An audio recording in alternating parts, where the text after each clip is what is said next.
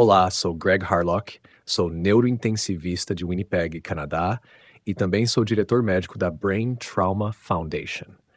Estou muito desapontado por não estar aí com vocês pessoalmente. Eu diria que as viagens internacionais são muito onerosas agora para nós no Canadá, então desculpe por não estar aí. Eu direi que sou um grande fã de pupilometria, mas ninguém está me pagando para dizer isso. E isso é muito importante em uma palestra como esta. Sempre que falo sobre tecnologias de cuidados intensivos hoje em dia, sempre digo às pessoas que gosto de ser um pouco provocativo. Certifiquem-se de que estão fazendo o básico bem primeiro. Não queremos que essas tecnologias avançadas substituam o bom cuidado. Queremos que complementem o bom cuidado.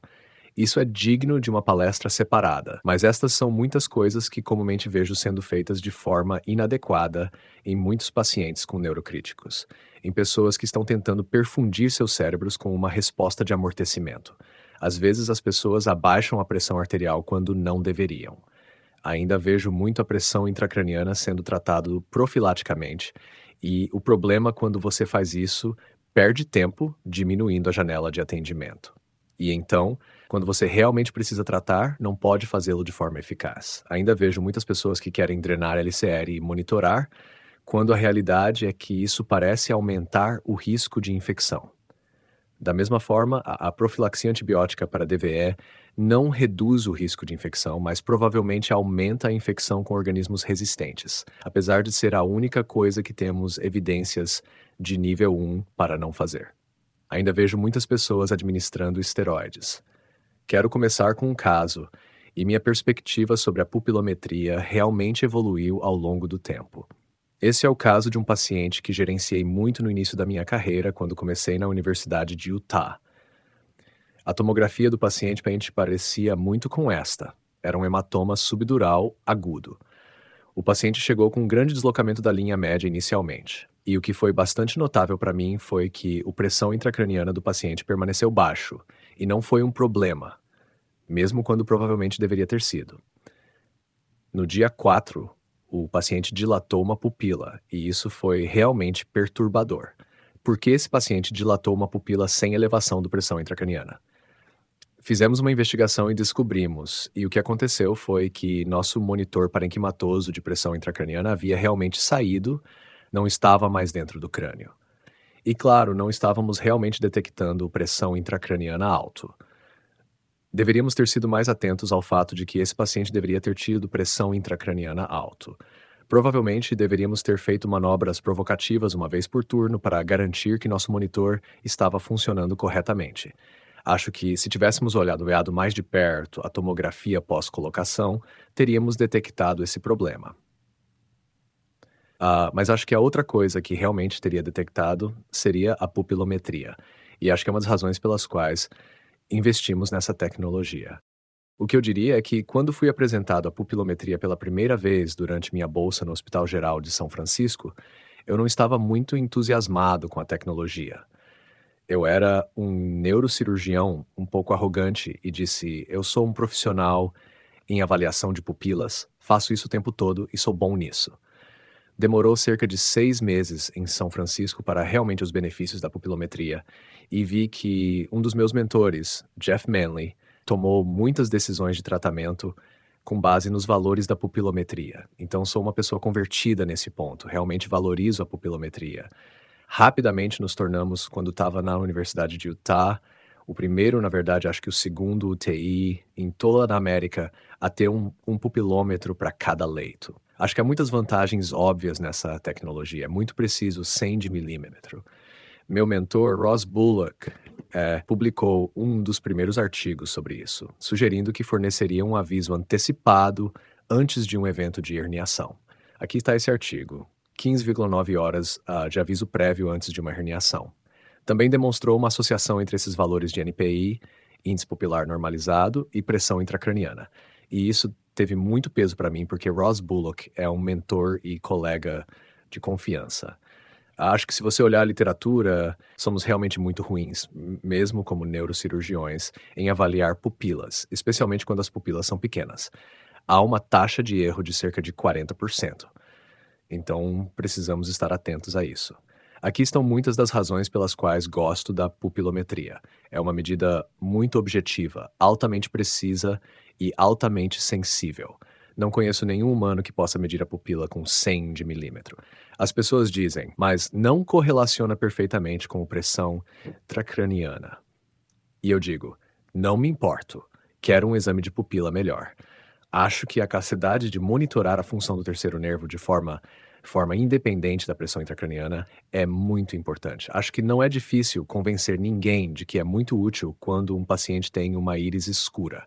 Direi que em Utah paramos de ver pupilas dilatarem, começamos a detectar pupilas quando estavam começando a se tornar não reativas.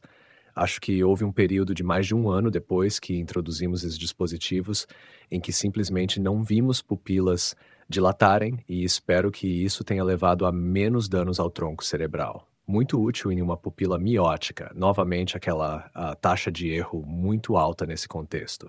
E acho que precisamos estar muito atentos à lição de Larry Marshall, este artigo clássico de cerca de 30 anos atrás, onde Larry Marshall nos ensinou que as pessoas podem herniar sem um aumento de pressão intracraniana. Isso é especialmente verdadeiro quando lidamos com patologias do lobo temporal, e acho que um pupilômetro é realmente uma prioridade de monitoramento nessa circunstância. Tivemos uma nova enfermeira, uma enfermeira de recursos que estava cobrindo nossa UTI neuro em Utah e tinha muito pouca experiência em neuro, mas sabia que se o valor do NPI no pupilômetro caísse abaixo de 3, ela deveria avisar alguém. Certamente aconteceu e ela detectou uma pupila no início do processo de dilatação e fomos capazes de intervir e salvar aquele paciente. Acho que é uma tecnologia muito útil em pacientes sedados e paralisados. Na maioria dos casos, eles preservam a reatividade pupilar, então, especialmente se você não tiver um monitor de pressão intracraniana no lugar, é muito útil. Direi que uma vez vi um membro do corpo docente declarar um paciente morto cerebralmente de forma inadequada, e isso é um grande problema. Pode levar à perda instantânea de privilégios hospitalares.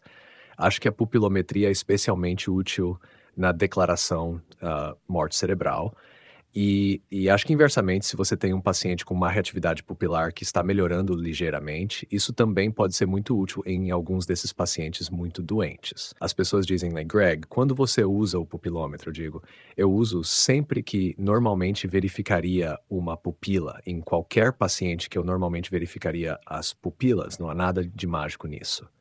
E o que você faz se o NPI diminuir? Bem, eu faço o mesmo que se o escala de Glasgow cair. Esse é um paciente em que vou olhar os valores laboratoriais, considerar uma nova imagem e potencialmente tratar esses pacientes. Acho que uma das ideias-chave aqui é que realmente importa como você usa essa tecnologia.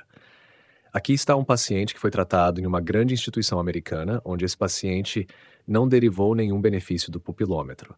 Você pode ver que, começando muito cedo pela manhã, os valores de NPI começaram a diminuir e, por volta das 3 da tarde, a pupila realmente dilatou.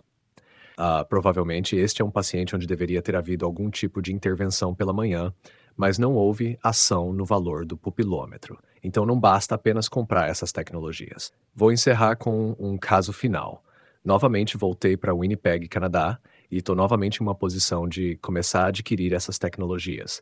Estamos prestes a iniciar um programa de pupilometria aqui, e recentemente tive um paciente que acho que realmente teria se beneficiado dessa tecnologia.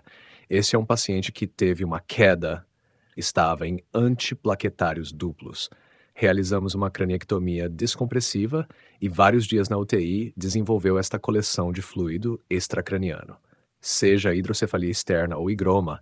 Infelizmente, isso levou a um evento de herniação conforme essa coleção crescia. Isso não foi detectado pelo monitor de pressão intracraniana que estava no lugar e funcionando corretamente. Infelizmente, este paciente dilatou uma pupila e enquanto estávamos começando a conversar com a família sobre como lidar com isso aconteceu várias vezes.